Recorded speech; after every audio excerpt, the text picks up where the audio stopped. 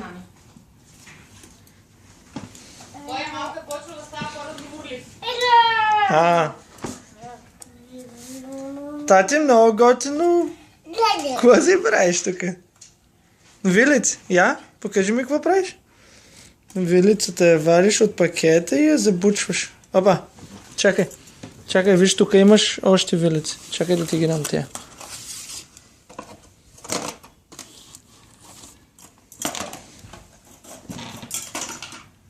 Много си изобретателен. Ма трябва настрани да я завъртиш. Браво! Слънце, аз не бих се такова. Не бих измислил такова нещо.